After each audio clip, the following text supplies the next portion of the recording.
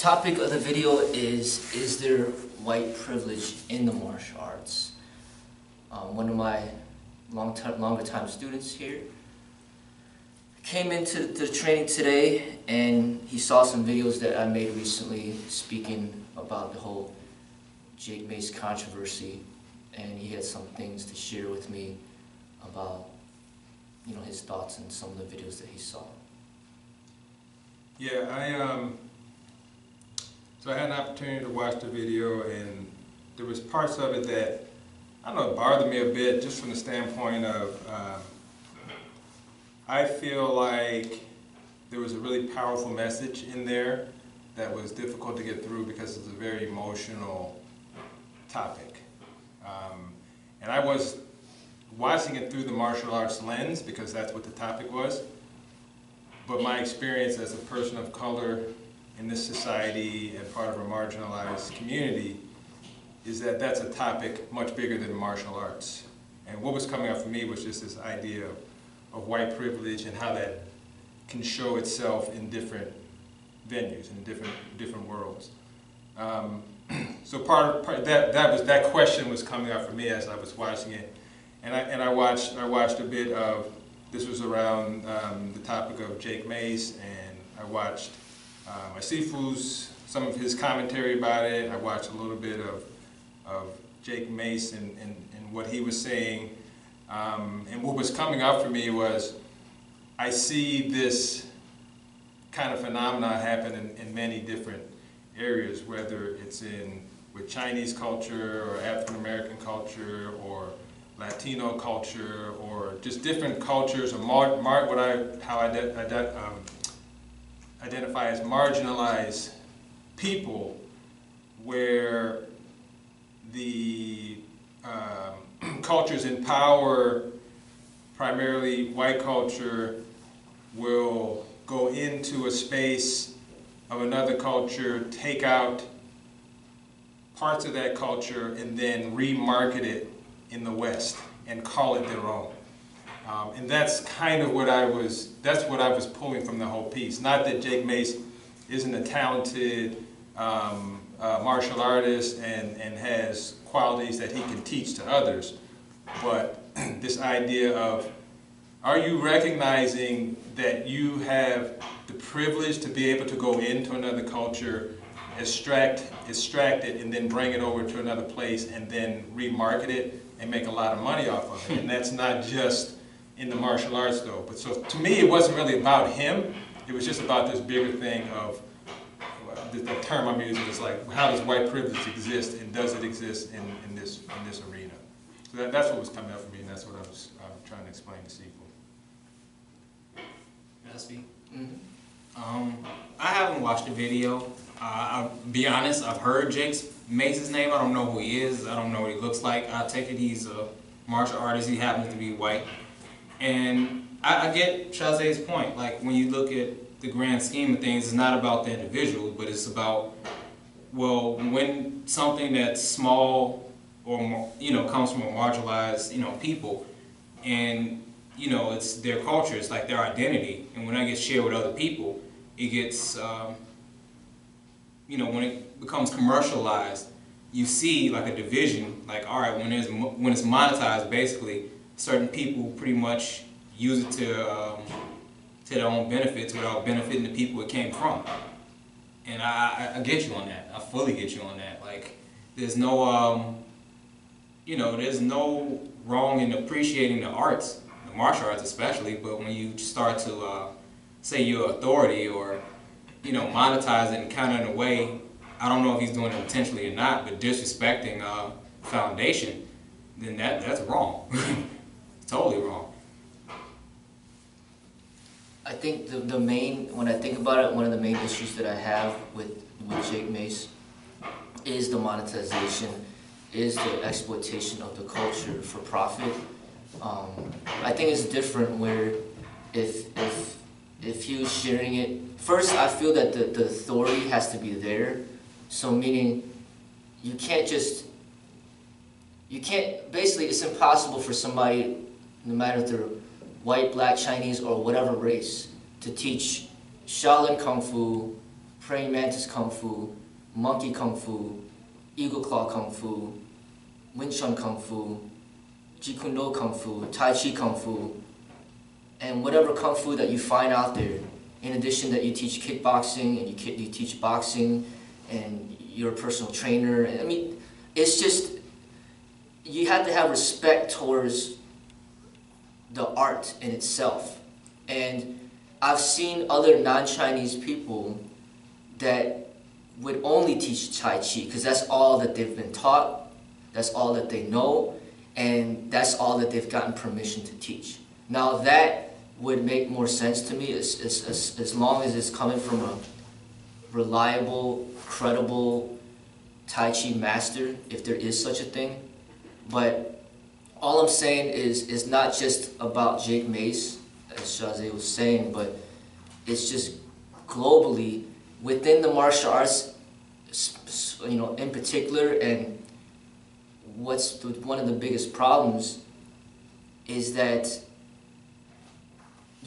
people would take, almost pretty much like steal from the dead in order to promote themselves, opposed to creating their own methods, their own ways, and marketing their creations.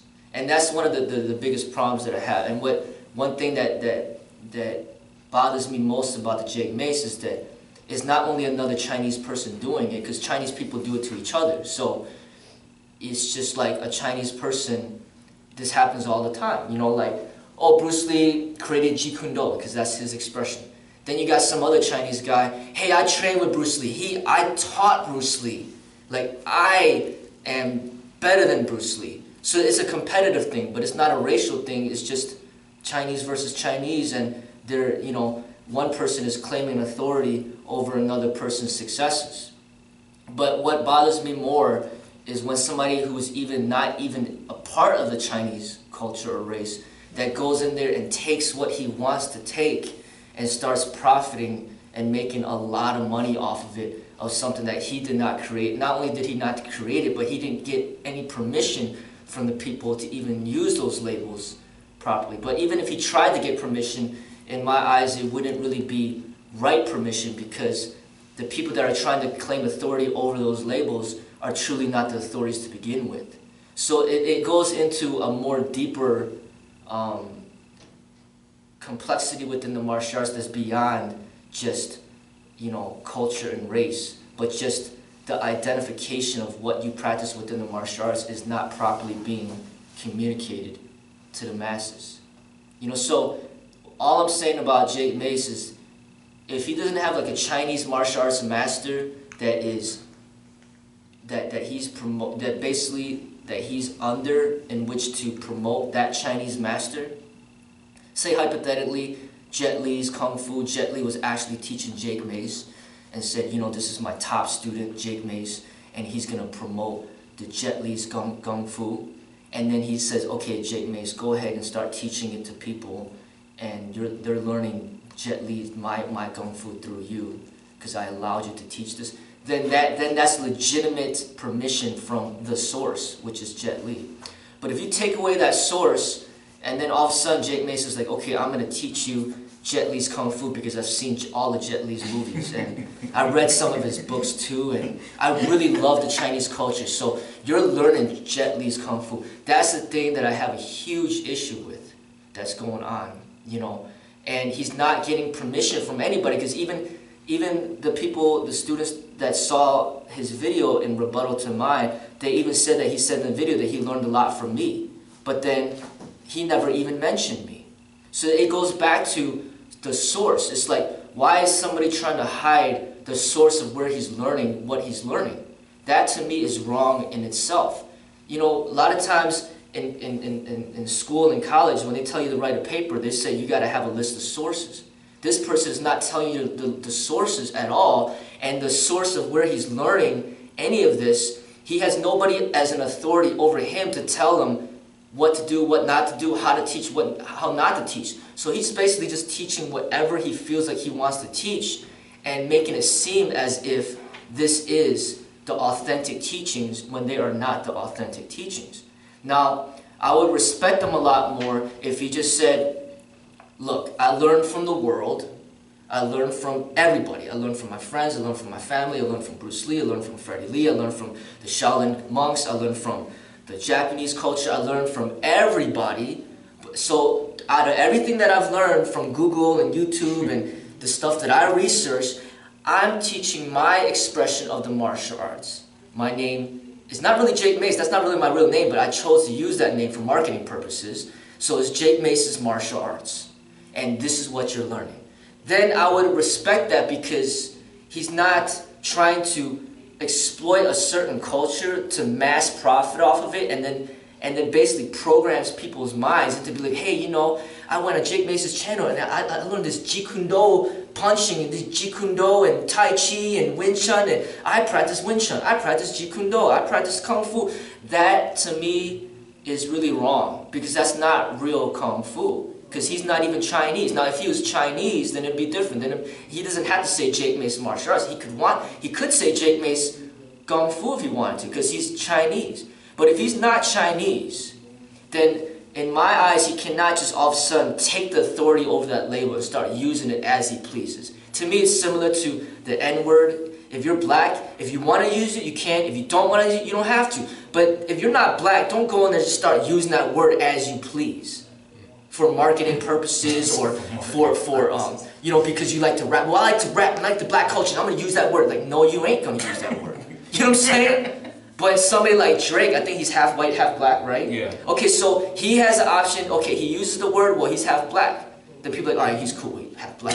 You know what I'm saying? But if he's not half black, I mean, you cannot just go in there and start just disrespecting the race like that and just start using whatever you want to use. And that's how I feel about the Chinese culture, is that it'd be different if Jake Mace had like, if he wasn't making any money, he didn't monetize anything, he's like, I love the Chinese culture, I'm just a student just like everybody else, and I'm just showing you what I learned from these Chinese masters, and I just love the martial arts, and you know, I'm not an authority, you know, I'm a beginner, my master is actually this person here, and this is my channel to promote his work. That's different, but that's not the case. I mean, he's putting himself on a pedestal to the point where he's getting more attention than Bruce Lee, Jet Li, Jackie Chan, Donnie Yen, the person that I train with that stars in the Birth of the Dragon, Philip Ng. He's more attention to him, more attention to pretty much every single Chinese person in this world because he's on YouTube. And then now he becomes the authority of Kung Fu. That does not settle with me. It really, it's not right.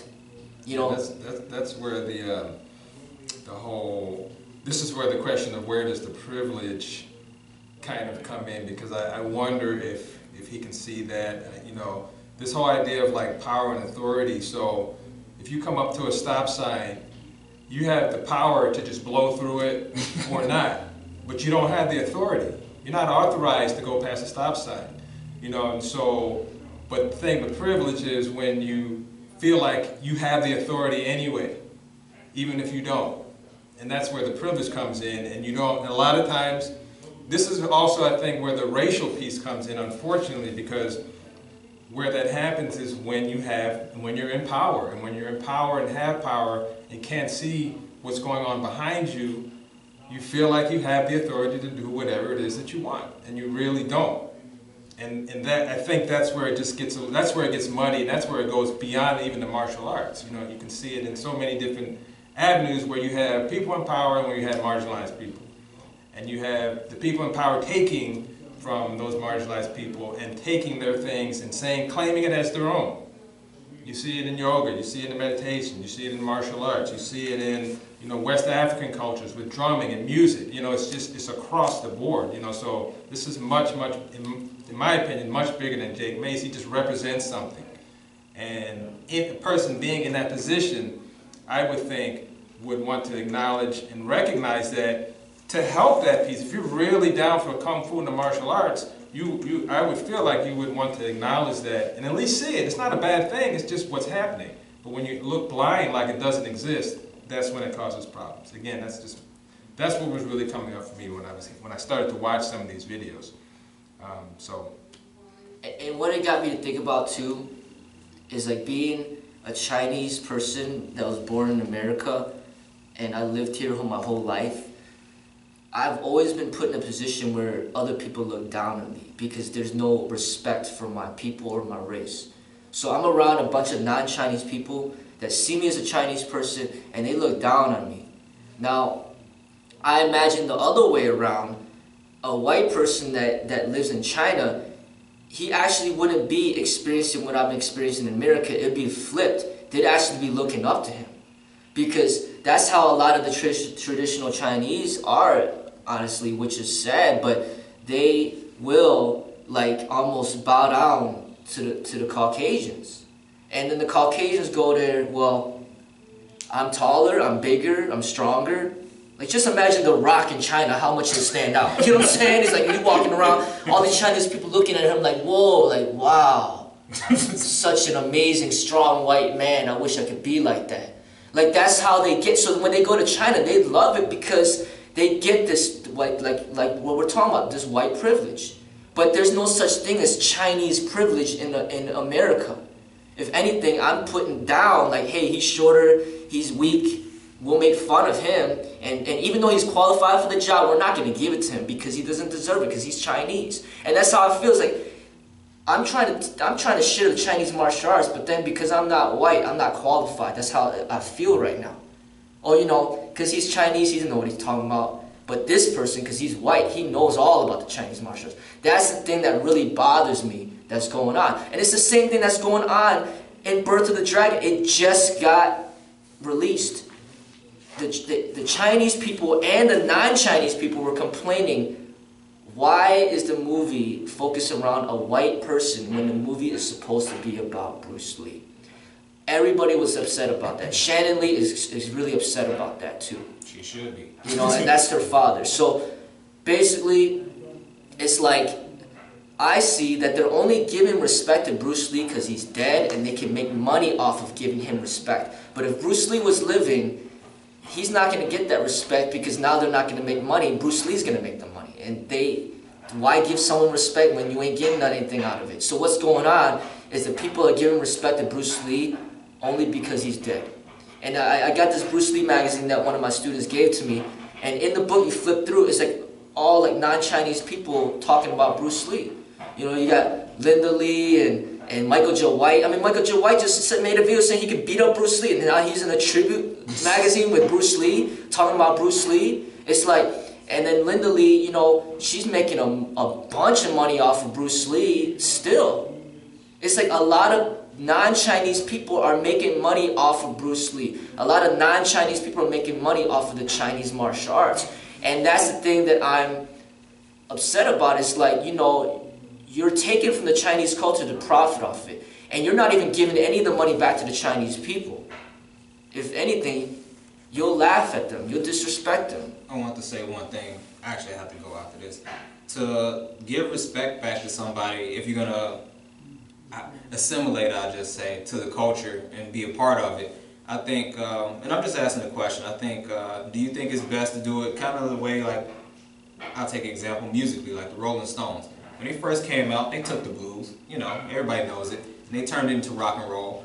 But when they first came out, they brought Muddy Waters and all the legends they grew up listening to onto with them.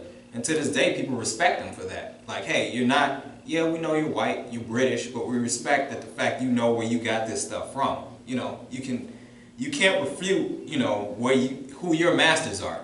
And in a way, they kind of gave back because a lot of people who did know about the Muddy Waters or Southern blues players know about them because they know of the Rolling Stones. So, I mean, is that kind of a way, like, to give back in your eyes, that okay, or is it?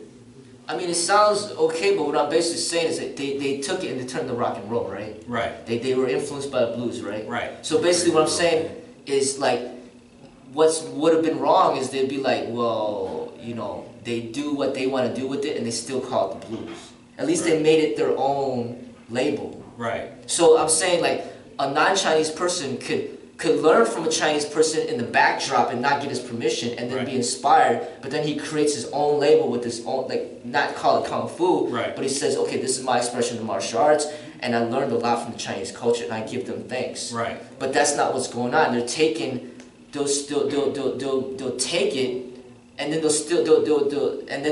do it their own way, and they'll still call it what it's not. That's one of the big issues that I have. That's the key thing. Gotcha. You know, that's the main point, I think, to hone in on. That's the main point.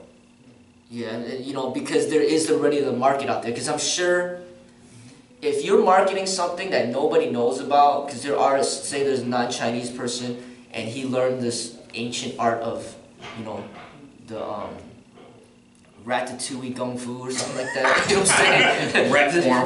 This ratatouille kung fu, you know, like, man. And he's like promoting that to the hardest. And he learned that from a Chinese ratatouille master. And that's all he practices. That's all he does. And he's all over YouTube promoting ratatouille kung fu. And that's his Chinese master. Like, that's more legitimate because you know he's not just doing it for the money, because he's not making any money, because nobody even knows about it, nobody even cares about it. But he still loves it because that's what he was taught, that's what he loves. But no, that's not what's happening. This person is going in. Wing Chun has over a 400-year history. You know, Jeet Kune Do has an over 50-year history. Shaolin Kung Fu has over thousands of years. He's taking these labels that have been established for hundreds and thousands of years and benefiting from its reputation when he didn't get any permission to even use those labels. And on top of that, he's not even Chinese. You know what I'm saying? Even a Chinese person cannot legitimately do that. I cannot go out there and be like, I'm teaching Shaolin Kung Fu. This is not Shaolin, this is Chicago. This is Howard Street. You know what I'm saying? Why am I saying Shaolin Kung Fu? Where's Shaolin? You know what I'm saying? I don't live in Shaolin. You know what I'm saying? This ain't no Shaolin Kung Fu. I mean, come on now. You know what I'm saying? This is Howard Street Kung Fu. You know what I'm saying? Like, let's be real about it. You know what I'm saying? Howard Street Kung Fu, let's be real. We're real. You know what I'm saying? Like I'm just saying, like, you know, like, be real. You know what I'm saying? Like, that's what's going on. That's wrong. You know, it's just taking the Shaolin Kung Fu. But you live in Arizona. You know what I'm saying? It's like Wing Chun Kung Fu. Did you meet Wing Chun? Were you married to her? Like, who is she? Did she give you permission? You know what I'm saying? Like, I gotta go. I see. I'm like on vacation. But I mean, Send me that info. For sure, for sure. I mean, like, but you know, that's pretty much what it was. And I mean, I don't know what else, do you have any other thoughts about what you saw, or is there any questions? Because I really want to make sure that you guys understand where I'm coming from. You know, and I'm not trying to attack any particular race. I'm just talking about globally, not just within the martial arts, like you're saying. There's a problem with, you know, what's going on, like, as far as like taking from cultures and sharing. You're saying it's sharing, but then you're profiting off of it. Yeah. So are you giving the money to the people that you actually learned it from? Yeah. Or took it from? You know? Yeah. So.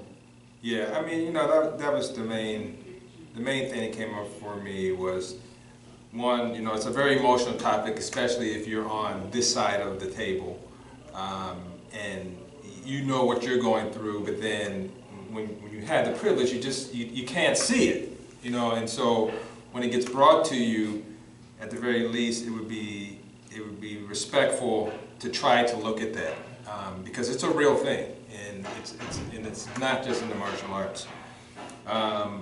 And you know, so I definitely felt the emotion of it, but also, you know, I was feeling like the point was getting missed because it's such an emotional experience. And I think today, I felt like at least the points that I was feeling that I didn't think were getting across, hopefully they got across in a little clearer, calmer way today. Because at the end of the day, you know, we are trying to make a difference, you know, in the martial arts. And I'm training under Sifu Freddie Lee, Freddie's Modern Kung Fu, and I know what his influences are. He shares who his influences are, and he's created his own style, and he recognizes it as such. He's not trying to claim to be anything that he's not. And for any other school or people that are trying to train and do this work, which is admirable, it's admirable that you know, Jake Mace is respectful of Kung Fu and likes the culture, appreciates the culture, lived in China. All that's all cool. There's nothing wrong with that. But you got to acknowledge, and you have to have authority to be able to then use it and call it your own. It's not fair. Honestly, it's just not fair. And then to be making money on it on top of that, you know, why should the roots of this work be struggling and an outsider come in and making bank off of it? It's not fair, you know. And so it's not your fault per se, but to not acknowledge it, that's where I think the emotion comes. And you know, because it just feels like, wait a minute, how can you not even see that there's some privilege involved in what you've been able to do and how you've been able to do it? So that's just the main thing for me. You know, there is race involved, but it's not really about race. It's not about any particular individual. It's just kind of about what's going on in society today and how the world operates. And the haves and the have-nots and the marginalized communities that get kind of get the short end of things. And we're not trying to, you know, we're trying to do our thing and play our part, but there's roadblocks. There's roadblocks and there's obstacles that we constantly have to navigate, where others don't. Just trying to point that out. Just trying to point that out.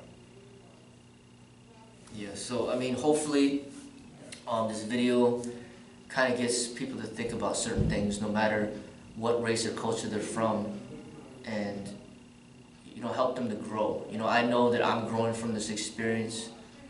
Normally, I just keep my mouth shut, learning from the past, and not wanting to create any controversy, and just do my thing. And I've been continuing to do my thing. But this is something that is a very passionate topic for me. This is the reason why I got, you know, wrongfully terminated in law enforcement, is because of stuff like this. You know, this is where a big topic all over the news right now, Black Lives Matter, and like, you know, these police shootings with, you know, racism, and then, you know, it's like, you know, these things with, you know, Martin Luther King Jr. got assassinated over it, Tupac, you know, he got killed, Malcolm X got killed. I mean, these are very touchy topics. Anything coming up about race, they're like, oh, taboo, let's not talk about it. But if we don't ever talk about it, then how are we going to grow? So this is just designed, the video is just designed to have you think about these things, no matter what race you are, no matter from what culture you are. Because we live in America, and they call it a melting pot, and because of this situation, because it is a melting pot, it is very complex to understand these issues.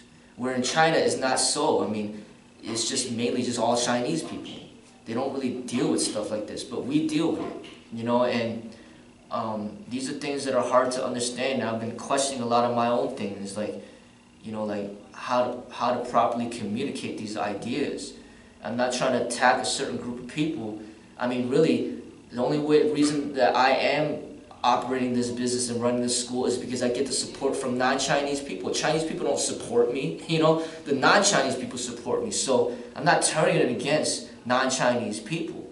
It's just that when it comes to certain things, as far as the representative of that culture, it's also motivated me to be more Chinese than I am. Like, just looking Chinese ain't good enough. I gotta be more Chinese, because I can't allow America to strip away my roots, strip away my language, strip away my martial arts, strip away my history. I gotta be able to reconnect with my roots and be proud of it, to learn about it, to teach it, and to represent it while I'm in America. You know,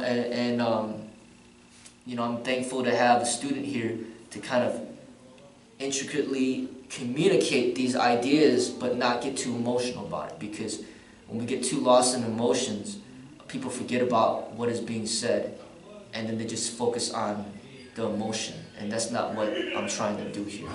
I want you to learn, you know, from my experiences in life and how difficult it is to be a Chinese American in America. It's not easy. It really isn't. You know, like, first I get wrongfully terminated from the police department. Now I'm pretty much being said that I'm not qualified to teach the Chinese martial arts because I'm not white, and that's hurtful to me.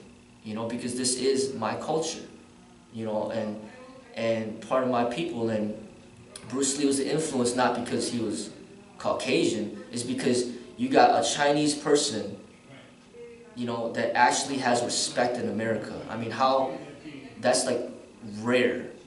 And that's why he's an influence to me and just to all minorities, because it's the struggle that we're talking about. That's the thing about it. It's like the minorities go through that struggle to get to where they're at. But if you got white privilege, you don't have that struggle. You were born wealthy. You were born rich. You were born with opportunities, and you weren't. It's not your fault because you were born like that. But like we're saying, like, you got to see like the difference. If you're born within a family that has millions, opposed to being born in poverty, complete difference.